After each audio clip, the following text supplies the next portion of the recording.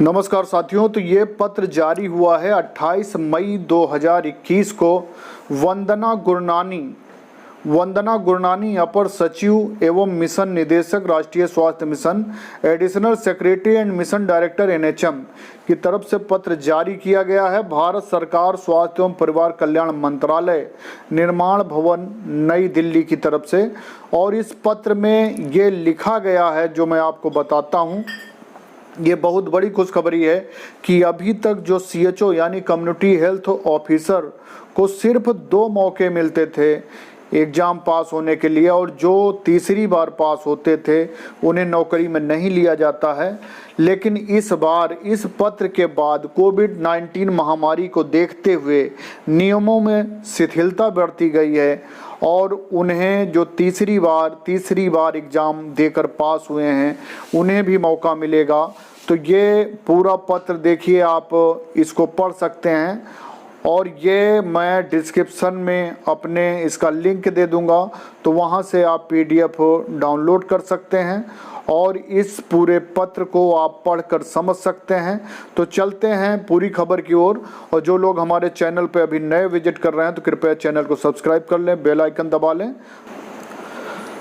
तो नमस्कार साथियों, उस पत्र का मैं हिंदी वर्जन आपको बताता हूं। मैं देश में 76,000 से अधिक HWC को संचालित करने में राज्यों के शासित प्रदेशों के प्रयासों की सराहना करता हूं, जो लोगों के करीब व्यापक प्राथमिक स्वास्थ्य देखभाल प्रदान कर रहे हैं।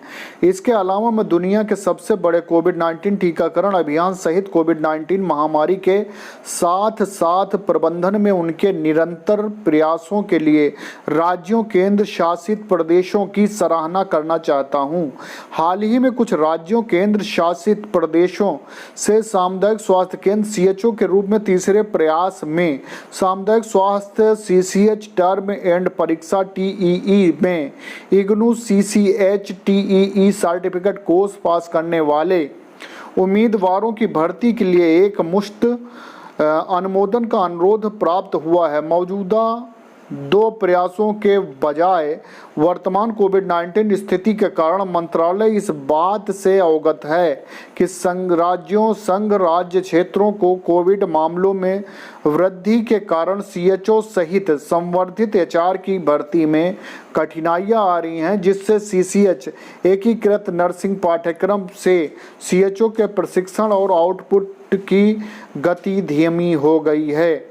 हम सभी ने फरवरी 2020 से HWC में हमारे CHOS द्वारा गैर कोविड आवश्यक स्वास्थ्य सेवाएं और कोविड संबंधित सेवाएं प्रदान करने के लिए किए जा रहे मूल्यवर्धन और अनुकरणीय कार्य को देखा है। यह अनिवार्य है कि महामारी के प्रबंधन के प्रति प्रतिक्रिया करते समय स्वास्थ्य प्रणाली को अनुकूल बनाना होगा और मौजूदा मानदंडों में कोई सार्थक हस्तक्षेप या परिवर्तन जो सिस्टम को लाभान्वित करेगा उस पर उचित विचार करने की आवश्यकता है।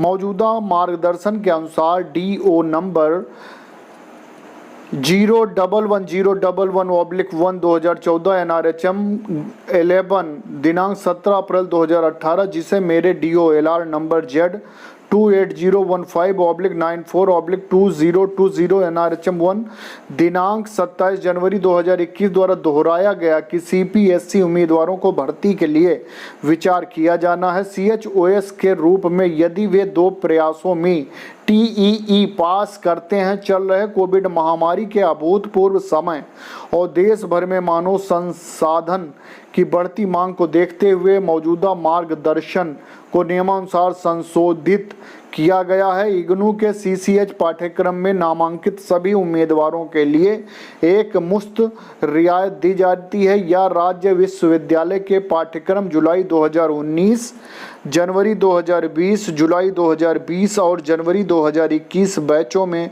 शामिल हुए पाठ्यक्रम में नामांकन के 2 वर्षों के भीतर 3 प्रयासों में पाठ्यक्रम पास करने के लिए। जैसा कि आप जानते हैं, CCH पाठ्यक्रम के लिए इग्नू शैक्षणिक नियम उम्मीदवारों को नामांकन की तारीख से 2 साल तक की 7 परीक्षा में बैठने की अनुमति देते हैं। DO number O1111/62021 NHM 11 practical परीक्षा पड़ोसी जिले की PSC टीम द्वारा की जा सकती है ताकि तीसरी बार आने वाले इन उम्मीदवारों के पर्याप्त व्यवहारिक ज्ञान योग्यता सुनिश्चित हो सके। राज्य केंद्र शासित प्रदेश आगामी चक्र के TEE में फिर से उपस्थित होने वाले उम्मीदवारों के लिए अपेक्षित औपचारिकताओं की सुविधा प्रदान कर सकते हैं। हालांकि परीक्षा शुल्क पूरी तरह से संबंधित उम्मीदवारों द्वारा वहन किया जाएगा। अपने परिणाम लंबित ये उम्मीदवार जो पहले से ही CSC में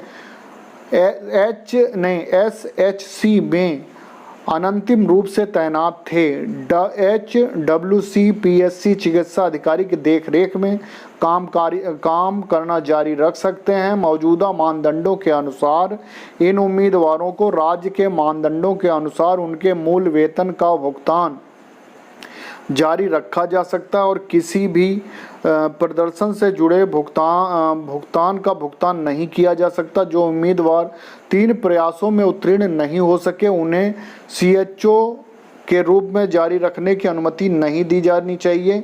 इसलिए राज्य केंद्र शासित प्रदेश कृपया इग्नू के CCS राज्य विश्वविद्यालय के समकक्ष पाठ्यक्रम को पास करने के 3 प्रयासों तक CHO के रूम में भर्ती के लिए कोविड-19 स्थिति के कारण दी गई इस एक मुश्त छूट को नोट करें और तदनुसार आगे की कार्रवाई करें।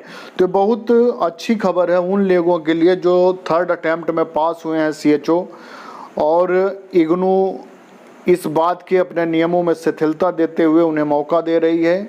और हम सरकार से ये भी निवेदन करेंगे, संयुक्त नर्सेस वेलफेयर एसोसिएशन के प्रदेश अध्यक्ष प्रभाकर द्विवेदी, मैं प्रदेश अध्यक्ष की हैसियत से ये निवेदन करता हूँ कि जिन लोगों ने एग्ज़ाम KGMC में CHO में 3rd अटेम्प्ट में दिए हैं या पहले से या बाद में, उन्हें भी कोविड-19 स्थिति को देखते हुए इन परिस्थितियों के अनुसार उन्हें भी छूट देने की कृपा करें, क्योंकि 3rd अटेम्प्ट में जो इग्नू से या KGMC से या अन्य संस्थान से कहीं से भी जो पास हुए हैं 3rd अटेम्प्ट में, सभी को मौका मिले। हम आपके हृदय से आभारी रहेंगे। बहुत बहुत धन्यवाद।